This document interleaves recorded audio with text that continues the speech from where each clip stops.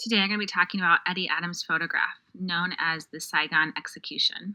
It occurred during the Vietnam War and was taken in 1968. A little bit about the Vietnam War.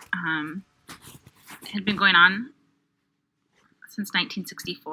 1968, when this was taken in February, was going to be an election year that November. So Johnson was hoping for another election. What had begun as limited advisory in Vietnam for us to fight against communism became a full-scale combat. The Johnson administration said that resistance was diminishing and that we would be done soon and this was going to be an easy and quick finish to this war. But in early 1968, the Tet Offense changed the public's conception of that. This is coming right at the start of that. 2 days after the coordinated attacks by the Tet Offense was when this execution occurred, and viewing this really changed the American people's perception of the war. I've included the images before the actual execution occurred, where the prisoner was being walked down the street.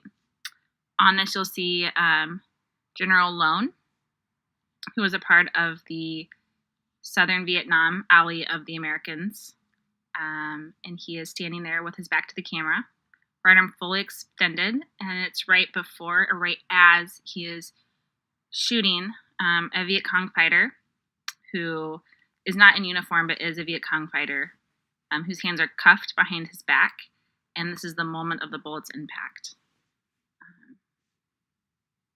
Take a minute and look at the moments leading up and looking at the image.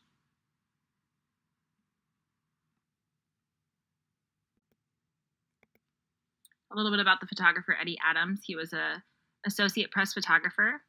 He's the only one to hold the title of special correspondent.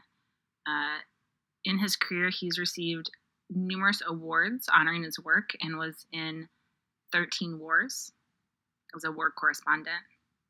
This image, the Saigon execution,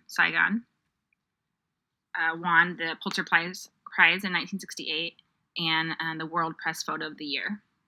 This is a quote I wanted to include from him in 2002, 2 years before his death.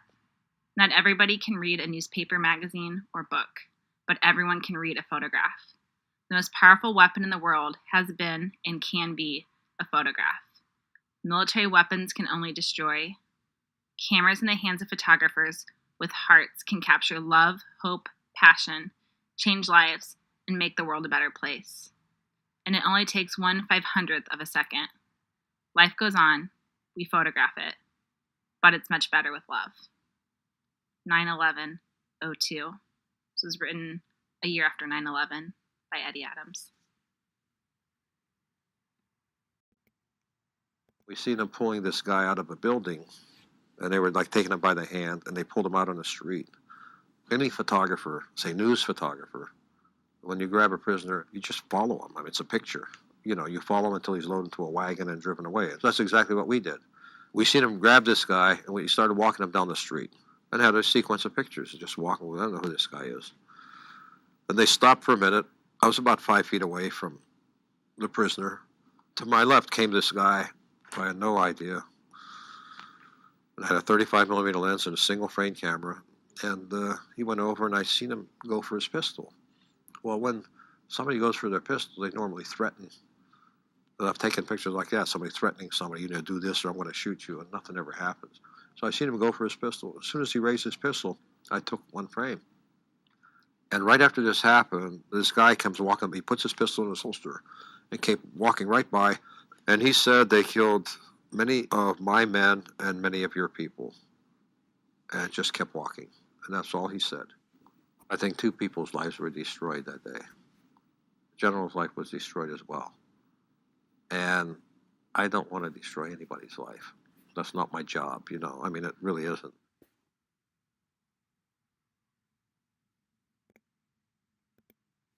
Adams had many photographs in this role, which you'll see earlier in a minute, but this is the one that became iconic. The composition of the photo and the subject and what is actually occurring is what made this photo one that swept through the nation. A couple compositional techniques for the photo. Rule of thirds. You'll see that both subjects are in the thirds of the photograph, and they create equal symmetry and visual weight on the right and left side.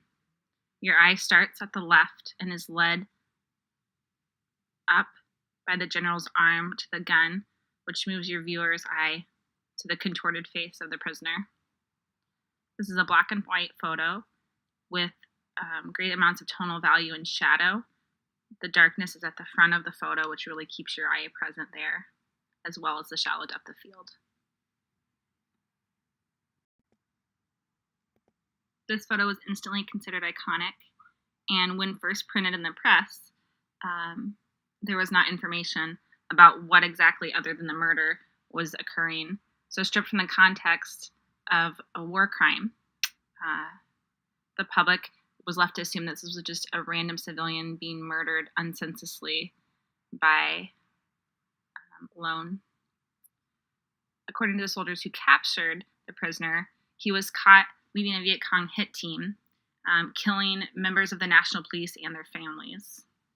And on the morning of this photo, so right before this murder occurred, his death squad had killed 34 people, several police officers' families, and they were all found bound at the wrists and shot in the head over a giant pit.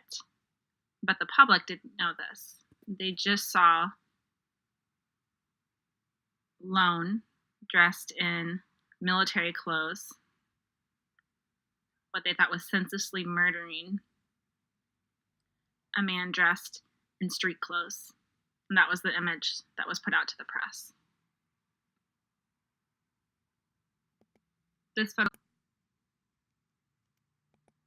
This image was immediately published nationwide, and then the photo and the footage were broadcast worldwide. It helped galvanize the anti-war movement and fed the narrative that Vietnam was starting to look like an unwinnable war that we are part of. People began to question if we were the good guys in the war. And it conveyed that the northern Vietnam and the Viet Cong were first stronger than we had led by Johnson's administration to believe. In southern Vietnam, it conveyed the opposite. They no longer had the kind of omnipotence that they had before. So it was kind of rallying for the southern Vietnamese. But in America, the opinion was a lot more anti-war.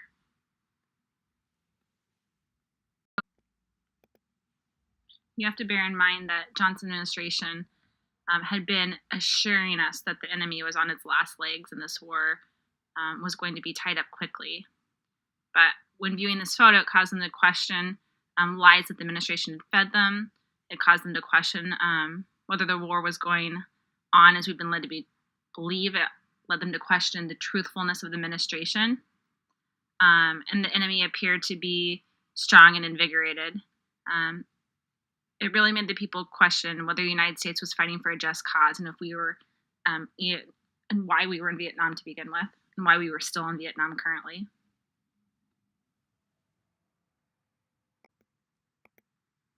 Adams really wanted a Pulitzer Prize, but he was not happy that this was the photo that won it for him. Originally and initially, he didn't talk a lot about this photo, but closer to the end of his life and further down in his career, he expressed many opinions about this. One, he was quoted saying, "I was getting money for showing one man killing another.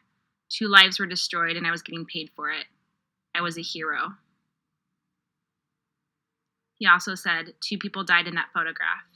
The recipient of the bullet and General Lone. The general killed the Viet Cong. I killed the general with my camera. Still photographs are the most powerful weapon in the world. I know that Adams stayed in touch with General Lone and eventually kept in touch with him when General Lone moved over to the U.S.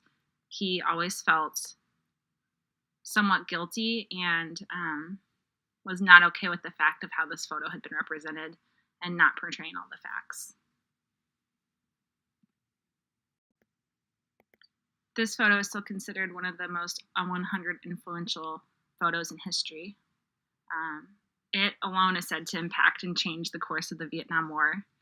It gave the Americans a glimpse of the brutality of the war and helped fuel a decisive shift in public opinion. It caused them to question whether our presence in Vietnam was legitimate and if it was moral. It began to lead the anti-war movement against Vietnam. And Adams himself expressed discomfort in the consequences, as previously stated. The photograph excludes the content and the context, and that never sat well with him. This photo, generally called the Saigon execution, years later still holds sway because in one single image and one single frame, it fully symbolizes the brutality of war. This image did get the Pulitzer Prize in 1968 and the World Press Photo of the Year. This image and other images from other anti-war images from this conflict perpetuated the truth that the government was lying about Vietnam, which came to light and further spread the anti-war movement with the release of the Pentagon Papers 3 years later in 1968.